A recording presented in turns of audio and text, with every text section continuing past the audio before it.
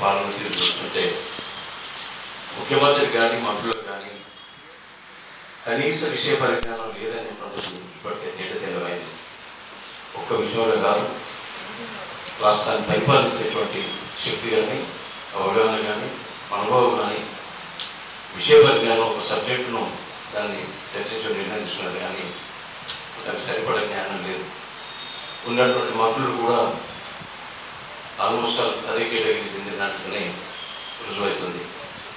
గతంలో ఎన్నో పర్యాలు నాగార్జున ప్రాజెక్టు నుండి కృష్ణా జిల్లాలో నిబంధనల విరుద్ధంగా వాళ్ళ వాటాకు మించి వాడుకుంటున్నట్టే ఈ మంత్రులకు ఎక్కడ కూడా సోయలేదు.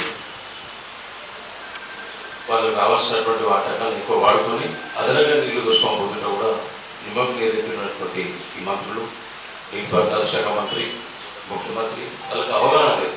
తిరిగి మన నాయకులు ఏదైతే చూపించి కృష్ణా జిల్లాలను ఆంధ్ర ప్రాంతం వాళ్ళు ముఖ్యమంత్రి రేవంత్ రెడ్డి గారితో కుమ్మక్కై చంద్రబాబు నాయుడు ఆదేశాల మేరకు కేఆర్ఎంపీని వాళ్ళ అధీనంలో పెట్టుకొని దోసుకుపోతుందంటే దానికి ఎక్కడ లేదు. ఆ తర్వాత అయితే స్పందించి 4-5 నెలల తర్వాత నిజమే ఆంధ్ర ప్రాంతం వాళ్ళు నీళ్ళు దోసుకుపోతున్నటువంటి విషయాన్ని ఒప్పుకున్నారు.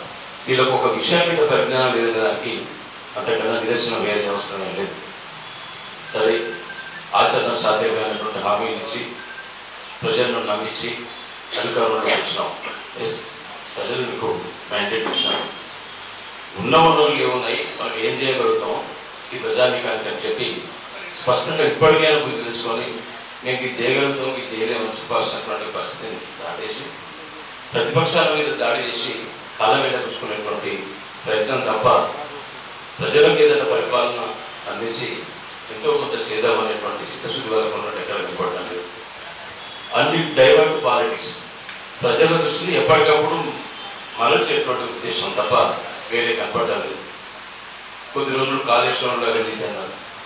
మాజీ ముఖ్యమంత్రి తెలంగాణ సాధించినటువంటి తెలంగాణ జాతీయత కేసీఆర్ గారి మీద అనునిత్యం పత్రికాముఖంగా దాడులు. తీరాలో ఉన్నదంటే ఏమి లేదు అనేటువంటిది కొద్ది రోజుల తర్వాత అర్థమవుతుంది. ఈ ఫార్ములా అనవసరమైనటువంటి ప్రార్థన చేసి కళాయపన చేస్తుంది తప్ప అలా కూడా ఏం కాదనేటువంటి మనం కొద్ది రోజులు చూస్తాం. ఫోన్ ట్యాపింగ్ విషయాన్ని ముందర తీసుకొచ్చినారు. కొంతమంది పోలీసు అధికారులే లీక్ చేసినారు. ఇంకా వీళ్ళు ఏదో చెప్పుకున్నది గొప్పగా లీక్ ఏమి లేదని. సరే, ఈ విధంగా కళాయ